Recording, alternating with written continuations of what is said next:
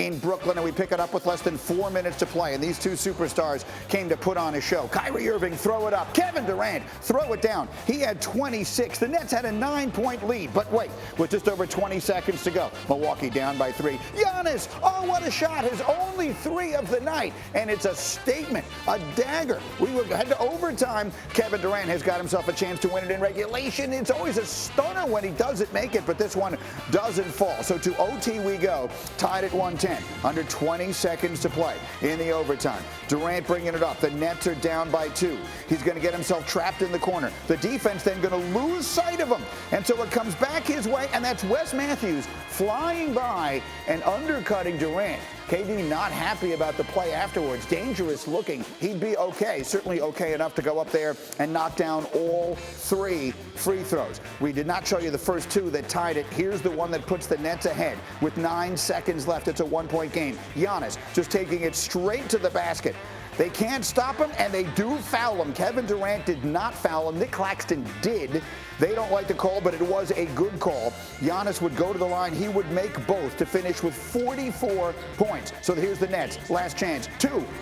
KD for the win, and it doesn't fall. Durant scored 26. Kyrie scored 25, but it wasn't enough. Giannis and the Bucks with a statement week. They beat Philly on Tuesday, and they beat the Nets last night. And Giannis is the first player in 40 years. You have to go back to Bob McAdoo in 1975 to find consecutive games in which a player had 40 points, 10 rebounds on 65% shooting. And I will repeat, he did these in statement games against Embiid and Philly on Tuesday night, and then last night against the team that is their co-favorite in the Eastern Conference. And so, Zach, Lowe, and Chiney, again to you, what is Giannis showing the world with these back-to-back performances? He's showing the world that he may not be the best player skill-wise, but he's on his path to becoming that best player in the world. The most impressive thing to me was the 3. I mean, that step back, fluid, in rhythm, knockdown, first time he's ever had a go-ahead or game-tying 3. If I am watching, which by the way, the whole basketball world was watching this game, it was an instant classic. If I'm watching that, we are now stepping into the Giannis Antetokounmpo MVP, Most Improved, Defensive Player of the Year evolution. And I am worried. I am concerned because this guy gets better each and every year, and it looks like he's becoming he's already been the most dominant player as of late, but now he's looking like he's stepping into the shoes of becoming the best player. No, Zach, I mean, that's really what it's about. We build this as the matchup between the 2 best players in the world last night, him against KD. You just saw Hembo's stat. Giannis has beaten KD the last 5 games they've played, including playoffs. How about Giannis?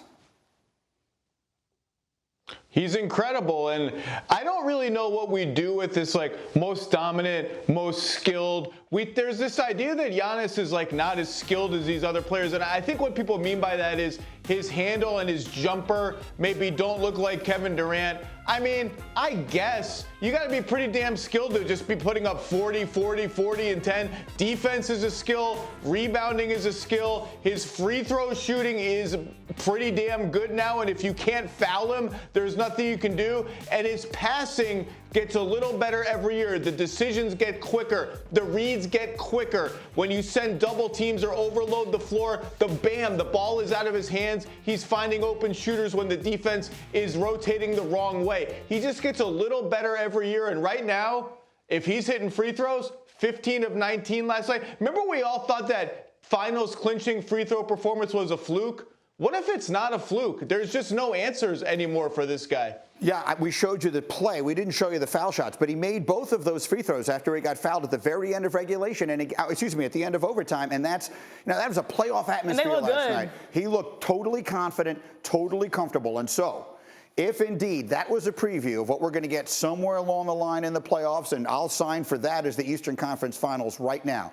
Milwaukee and Brooklyn, 7 games in late May. Chiney, who wins? I'm taking the Bucks, and I'm sorry that I'm going with the crowd, but it's just because they've been the most consistent team in basketball over the last 4 or 5 years, always getting about 50 wins a year, and they've now got a championship. They have their core identity. Remember, they acquired Drew Holiday later in the season and were able to make it work. Chris Middleton season, now knows who he is and feels like he can knock down any shot. And then you've got someone, and yes, Zach, okay, maybe the best player, most dominant, most skilled.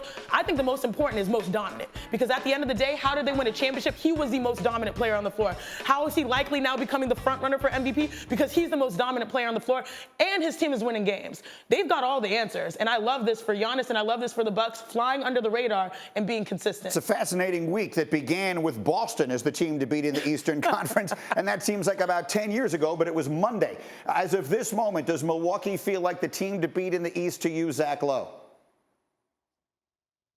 They do. And Greeny, you mentioned conference finals. This could be a first-round series. Yeah. And the cool thing about the Bucks is you have all these teams thinking, ooh, do we want to play the Nets in the first round? Where do we want to get seeded? The Bucks are like, forget all that. We don't care where we get seeded. Bring on all comers. We're the champs. We're the Bucks. People wanted us to duck Miami in the first round last year, and we said, forget that. We'll just sweep them right out of the playoffs. And so, yes, the Bucks are the team to beat. I'm sorry, Greeny, I can't get there with you on the Nets. The Nets are awesome. They may be the second best team in the East, but the Bucks are the team to beat. Here's what I'm not buying. In the East. Not overall, maybe, in the East. Understood. No, Phoenix is the best team in basketball until proven otherwise this season. But here's what I'm not buying. I'm not buying that Milwaukee is fine with getting the Nets in the first round. I will not buy that. No one wants to play with fire like that. Nobody wants Kevin Durant and Kyrie Irving coming into their building in the middle of April. In the first round. Exactly right. That will be the unluckiest thing that ever happened to anyone. Come on, Zach Lowe. I'm telling you right now, I've got Brooklyn to make it out of the Eastern Conference.